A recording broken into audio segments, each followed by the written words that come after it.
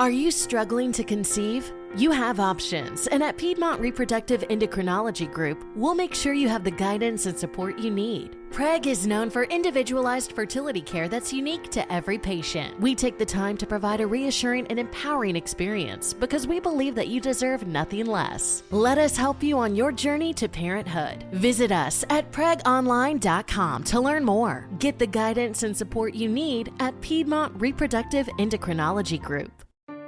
Did you miss your deadline to renew your Medicaid coverage? You can still send your completed annual review form to Healthy Connections Medicaid. You may be assigned to another health plan, but you can ask to come back to First Choice within 60 days of renewed Medicaid eligibility. It's your family. It's your choice. First Choice is the right choice. Renew and choose us. Visit selecthealthofsc.com/renew to learn more.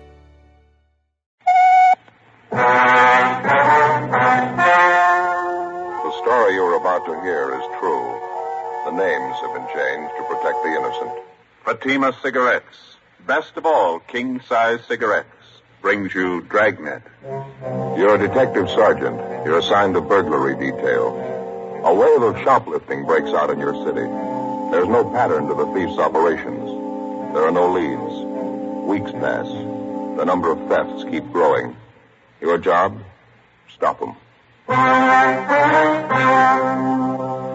In Fatima, the difference is quality. Confirmed by smokers coast to coast. In Fatima, the difference is quality. Confirmed by latest Fatima sales reports. Yes, Fatima quality. The finest domestic and Turkish tobaccos superbly blended to make Fatima extra mild. To give you a much different, much better flavor and aroma. So compare Fatima.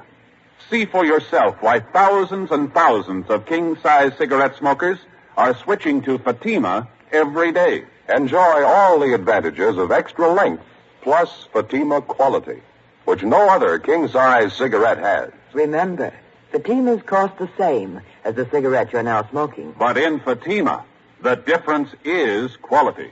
Next time, buy Fatima. Best of all, king-size cigarettes.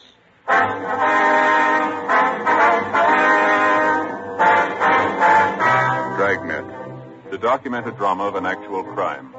For the next 30 minutes, in cooperation with the Los Angeles Police Department, you will travel step by step on the side of the law through an actual case transcribed from official police files. From beginning to end, from crime to punishment, Dragnet is the story of your police force in action.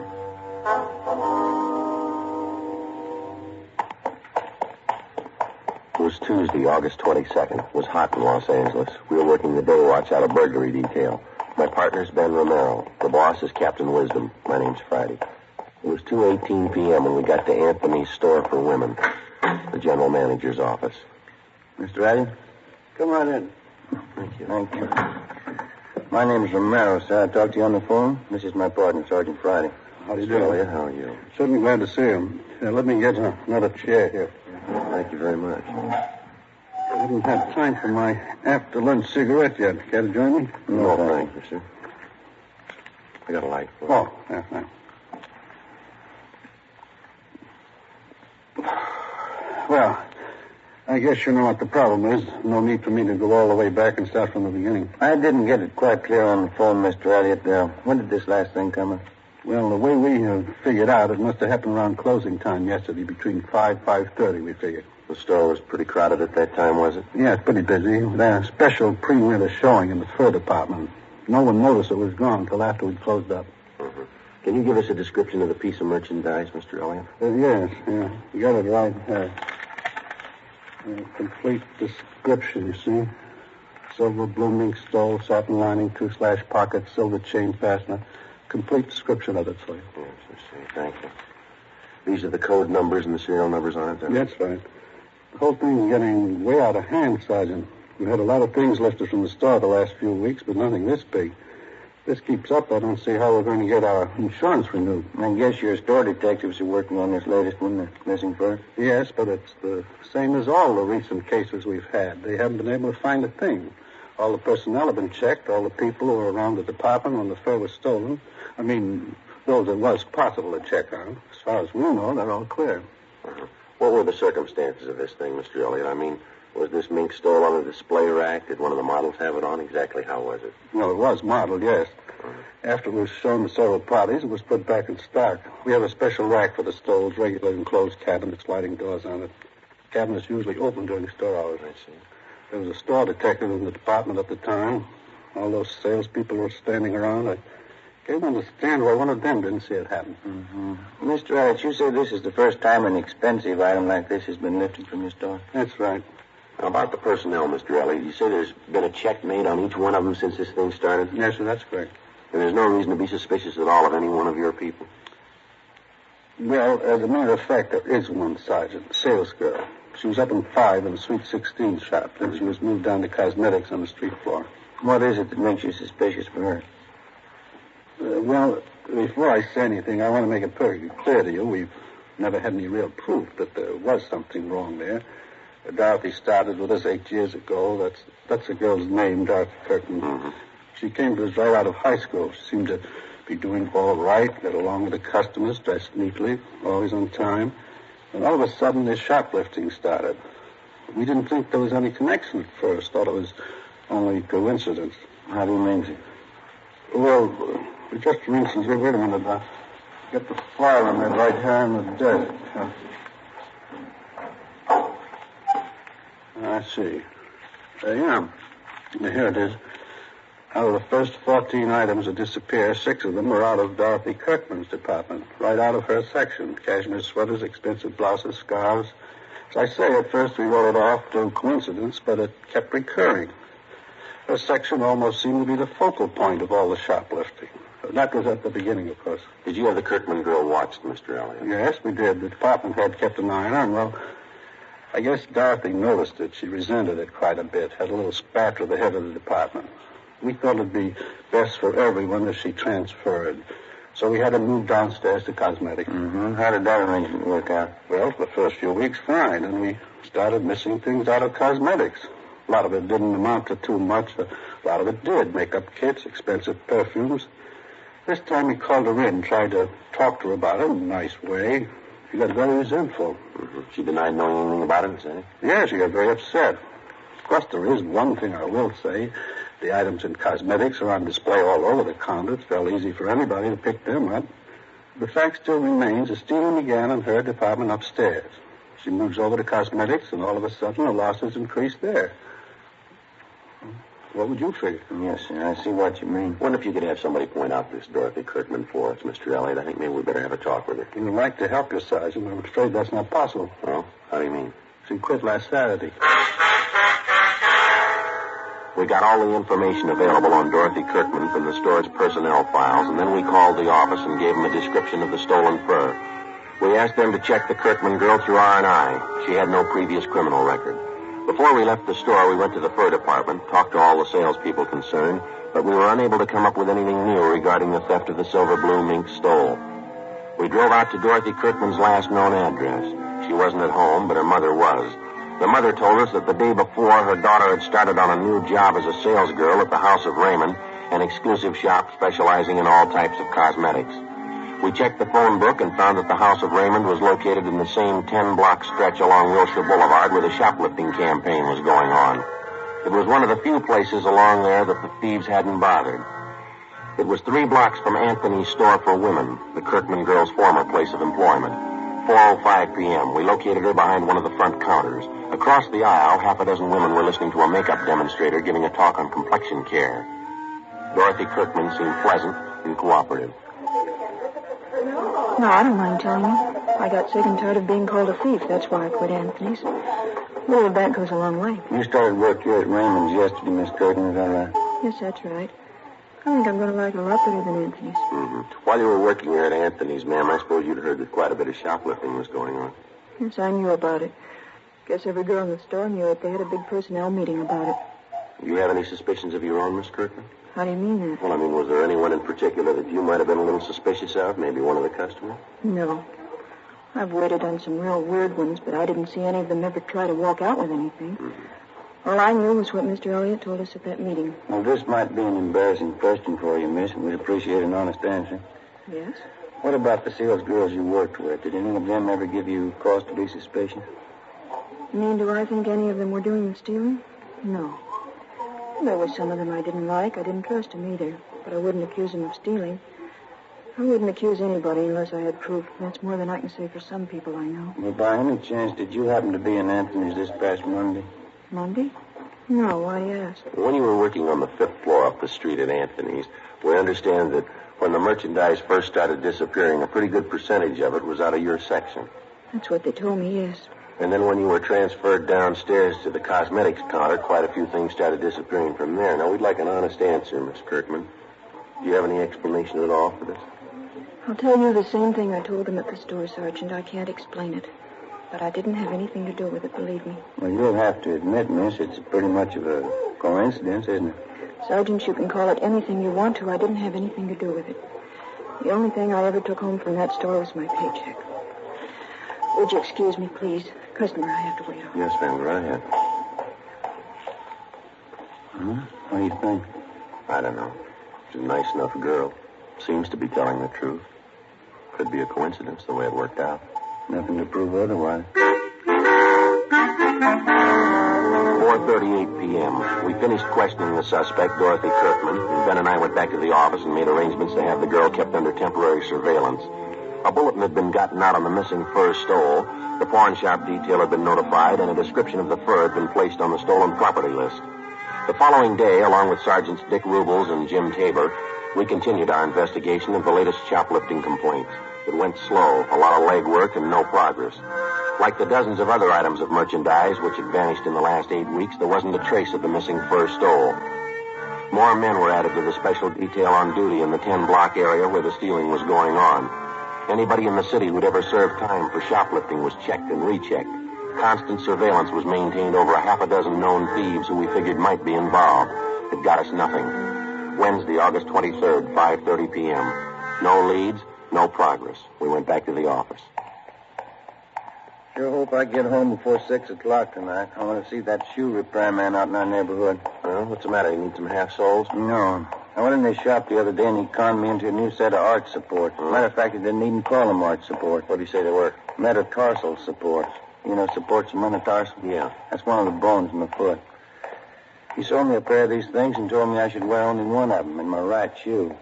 Yeah, what's the matter with that? Isn't it working out? Miserable. Feel like I've been walking around with one foot in a bucket.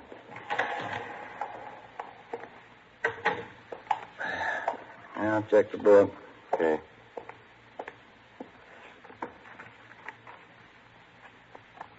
Anything? Yeah, sure is, from Rubles. What do you got? That mink fur. It's been found. 2 hours before, at approximately 3:30 p.m. in the main depot of the Santa Fe bus lines, a 38-year-old housewife, or Mrs. Harriet Briggs, noticed an unclaimed parcel lying on one of the benches in the depot waiting room. When it became apparent to Mrs. Briggs that the parcel was either lost or forgotten, she picked it up and took it to the clerk in charge of lost and found articles. In checking the package for some kind of identification, they discovered the silver blue mink stole inside. The car was dispatched to pick up the fur, and it was identified as the garment taken from Anthony's fur salon.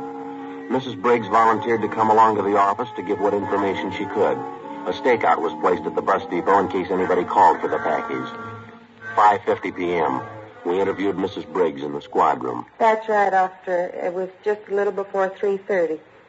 I was in the bus depot there waiting for my husband. That's when I first noticed this package lying on the bench just across from me. I see. What'd you go on, please, Miss Briggs? I didn't think anything of it at first. I went on reading the afternoon paper, but no one came for the package. It was just lying there. It was there a long time. Well, how long would you say, ma'am? I mean, before you picked it up and took it to the lost and found clerk? Oh, I'd say 20 minutes, half an hour. That much at least. I left it with the young man at the counter there, and I told him I'd be back to see if anyone claimed it. Well, when I did get back, that's after I had dinner with my husband, Carl, we found out what was in the package. Certainly strange. Don't you think, officer? Yes, ma'am. Did you happen to notice at all who it was that left the package there? Well, I'm not really sure, officer, but I think I know who it was. A tall woman. She had a brown jacket, if I remember rightly. I think you'd say she was in her early 30s. Have you ever seen this woman before, Miss Briggs? No, I never did. Very attractive, as I recall. She wore glasses. Anything else about her you might have noticed? Let me think. She had blonde hair. I remember that much. And the reason I do remember it is because she wore it like I used to when I was a girl, sort of back in a bun like this. And you're pretty sure that this woman you described is the one who left the package there? Mm-hmm. If I remember rightly, she's the only one that sat across from me. Guess it must be her. If it wasn't her, I don't know who else it could have been. All right, Miss Briggs. Thank you very much. We appreciate it. That beautiful fur. I know that woman must be just sick about losing it. Certainly hope you find her, officer. Yes, ma'am. So do we. We had the stats office make a run for us, and all females with shoplifting records who fitted the description of the woman who'd left the mink stole in the waiting room at the bus depot. The following morning, we checked with the men on stakeout at the depot. They told us nobody had come back to report losing such a parcel.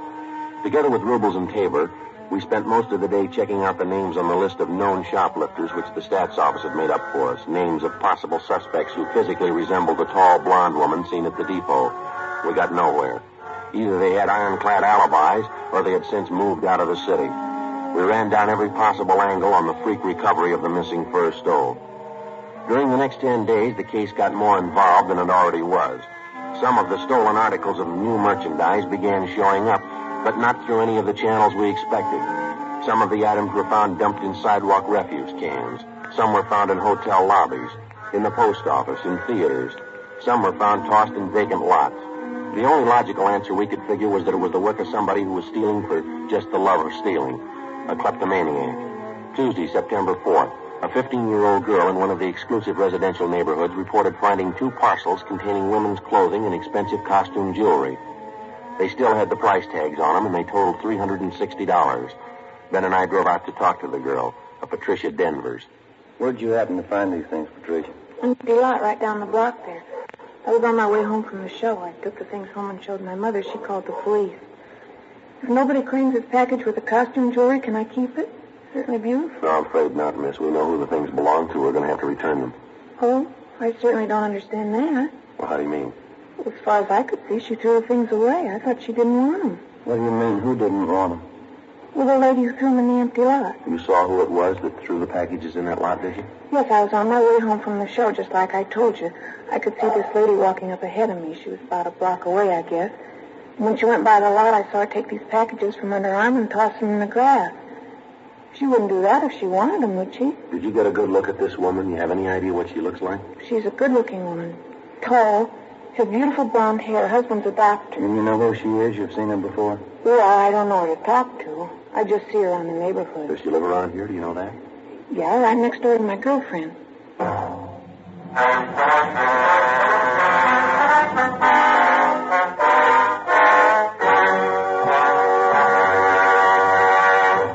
You are listening to Dragnet, authentic stories of your police force in action. If you smoke king-size cigarettes, listen to Fatima's amazing new offer. Buy a pack of Fatimas. Enjoy their extra mildness and superbly blended tobaccos. If you don't like Fatima's better than the king-size cigarettes you are now smoking, return the pack with the unused Fatimas, and we'll give you your money back plus postage. We make this amazing offer because we believe Fatima is the best of all king-size cigarettes. Smokers all over the country are confirming this every day. Here is the latest state-by-state report. State 1, Fatima sales up 69%. 2, sales up 118%. 3, sales up 92%. 4, sales up 142%. And those are just a few. Remember, if you're not convinced Fatima is better than your present king-size cigarette, just return the pack with the unsmoked Fatimas before December 1st and get your money back plus postage. Fatima, Box 37, New York 1. Buy Fatima. Best of all, king-size cigarettes.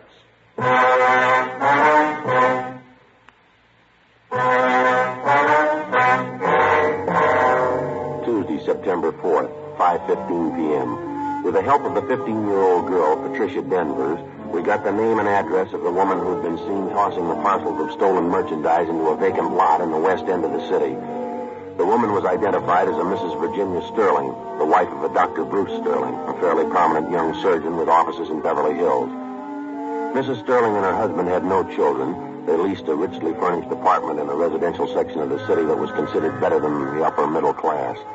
We checked Virginia Sterling through R&I, but she had no previous criminal record that we knew of. Together with Sergeants Rubles and Tabor, we covered the various stores along Wilshire Boulevard that had been victimized in the recent shoplifting campaign. We found that Mrs. Sterling had charge accounts at almost every one of the stores. Generally speaking, we found her accounts in very good standing, and among the store people, she was regarded as what is referred to as a fine customer, a good spender, and a good credit risk. Right down to the Retail Credit Association, there was nothing but favorable reports on the woman. 7:15 p.m., Ben and I had a hamburger and some chili and a cup of coffee for dinner, and then we drove out to the apartment of Dr. Sterling and his wife. Mrs. Sterling answered the door and invited us in. We identified ourselves. She told us the doctor was out on a call. She showed us into the living room. Modern furniture, indirect lighting, expensive rugs. Won't you sit down, gentlemen? Thank you very much. Should I get you a drink? I was just having my coffee and brandy. No, thank you, Stan. I really don't know when the doctor will be back. He was called over to the hospital. Is there anything I could help you with? Well, as a matter of fact, Mrs. Sterling, we came out to talk to you, not your husband. Oh, really? What is it you wanted to talk to me about, Sergeant Romero? Well, ma'am, we understand that you do quite a bit of your shopping along Wilshire Boulevard. Is that right? Well, yes, I shop downtown quite often. Except the problem of parking, I find it a lot more convenient. Why do you ask? Miss Sterling, do you do much of your shopping at Anthony's? I believe that's out in the Wilshire district. Yes, I do. For my sports clothes, especially. They have a very good selection. Mm-hmm. Would you remember if you were in Anthony's on the 22nd of last month? I believe that was a Tuesday. On a Tuesday. No, I don't think I could remember one way or the other. I really don't have any special day for shopping. I just go when I feel like it or when I need something. Have you ever been in the first line at Anthony's, ma'am? Have you ever made any purchases there? I suppose I've been in almost every department at Anthony's at one time or another. I can tell you, though, I've never bought any furs there. As I told you, the main reason I go there at all is because of their sportswear. Could you tell me what this is about, please? Routine investigation, ma'am. I wonder if you could tell us this. Do you have any occasion to travel in the area of the Santa Fe bus depot? By bus? No. I don't think I've been on a bus since I've been married, and that'll be 6 years this coming December. You've never been in the Santa Fe bus depot downtown, then? No. I think I know where it is. I've driven past it. I've never been inside, though. Why should you want to know that? Well, Miss Sterling, we're going to be honest with you. This has to do with an investigation we're on. Now, we've had a couple of reports that you were seen at the Santa Fe bus depot on August 23rd. That was on a Wednesday. Reports came from pretty reliable people. Well, I certainly consider myself reliable, and I say I've never been there. Now, if you don't mind, I'd like some kind of explanation for this questioning. You mean you have no idea why we drove out here to talk to you? Well, of course not. Number one, I don't understand your questions at all. Number two, I'd like to know what they have to do with me. What has this to do with you, ma'am? Last August 23rd, a woman in a brown sports jacket answering your description left a package in the Santa Fe bus depot. This package contained a mink stole taken from Anthony. The woman who left the package in the depot fits your description perfectly. Is that so? It's a coincidence. Yes, ma'am, maybe. I suppose you've read in the papers about the big increase in shoplifting. Most of it's taking place right in the area where you say you do most of your buying. Well, we've checked out every single one of the cases, Mrs. Sterling. Took us a long time. We found a dozen salespeople in those stores. Every one of them tells us that you were around the particular store when the shoplifting took place. Law of averages, Mrs. Sterling. You show up too often in the reports. Would you please leave my house? Both of you, please. I'm sorry, Miss Sterling, but you'll have to come along with us. What do you mean by that? Don't you know you can get in trouble making false accusations? I'm going to call my husband right now. Yes, ma'am. If you like, go right ahead.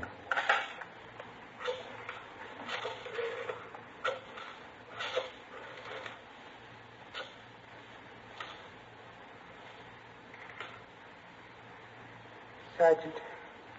Yes, ma'am.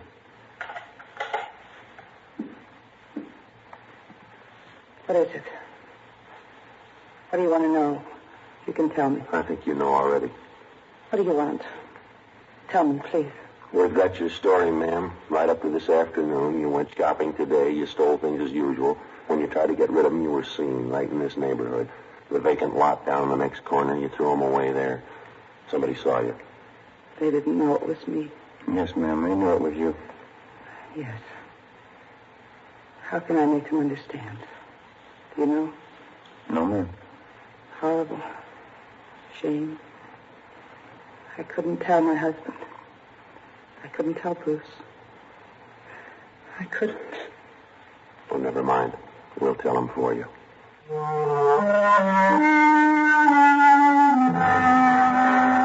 9:35 p.m. We got in the car and drove Mrs. Sterling downtown to the city hall. We took her to the interrogation room, called a police stenographer, and we began to take her complete statement. One of the first things she did was to admit full responsibility for the series of shopliftings which had been going on for over 2 months. She told us that her kleptomania, the urge to steal things, had started with her as far back as her junior high school years. She admitted as a girl she stole books, tablets, pencils, pieces of chalk. And as she grew older, it seemed to get more serious with her. It carried over into her college years. And that's when her stealing first got her into trouble. It's when I joined the sorority. It was just like high school. I was all alone. We had a lot of clever girls in our house. Some of them were smart, some of them were pretty. All of them seemed to be doing something except me. I had to prove it to them. I guess I had to prove it to myself. I was smart, too. See, you figured that taking things was the best way to prove that. Yes, I suppose so. Of course, it wasn't easy, you know. The awful part was I got caught one day. It was kind of a relief in a way. I mean, how could they know I was just as smart as they were? They didn't find out what I was doing. Did you stay on at college after that, Miss Sterling? Oh, no, I couldn't after that. They voted me out of the sorority. There wasn't anything to do but leave, so I left. Uh-huh. What happened after that? I went to New York and stayed with an aunt I had there. Got a job. Had several jobs. The same thing came up again. I lost 2 of the jobs. Same thing over again. I just couldn't help it. It always means so much to me. Taking things, not being caught, getting away. Getting away. Things I took, they never meant anything to me. Nothing. Just taking them, not having anyone knowing. That's all that was important. It made up for that feeling, being all alone. Yes, ma'am. And this thing went on, I mean, even after you were married? No, not at first. I guess maybe a year or 2. We were very happy, Bruce and I. And then he got busy. Came out here and began to build his practice. I didn't see as much of him. We both wanted children. We wanted them very much. There weren't any. Bruce began to spend more time away from home. Just like before. Same thing. I wasn't important. I was all alone again. Wasn't anybody. You know what I mean, don't you, cousin? Yes, ma'am. There ought to be an answer someplace. There isn't anything worse than being alone. Is there? I get it. Interrogation room Friday. Yeah, Dick. Mm-hmm. He is on his way now? Yeah, right. Yeah, thank you. Dr. Sterling just called. Said he was on his way in. He ought to be here in a couple of minutes. I don't want to see Bruce. He's so good. I wouldn't know how to tell him. No worry, ma'am. He'll be all right. No. I'm alone. He's alone. It'll never be all right anymore. Well, he's on his way in now, and he wants to see you. What can I tell him? What's it going to be like? What's going to happen after this? I don't know, ma'am, but you won't be alone anymore. The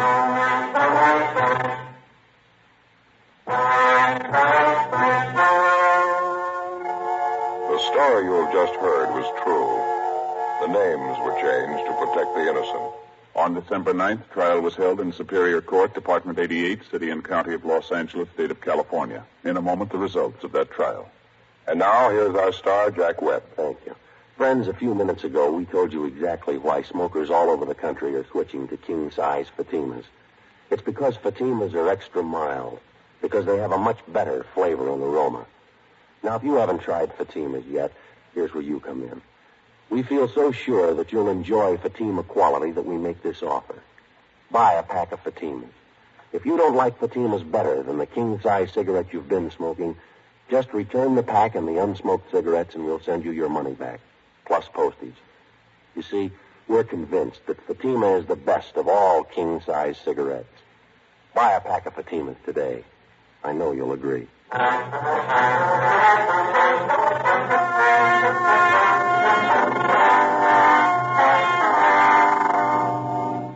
Mrs. Virginia Sterling was tried and convicted on several counts of grand theft and received a sentence as prescribed by law, the terms to run concurrently. Grand theft is punishable by imprisonment for not less than 1 or more than 10 years.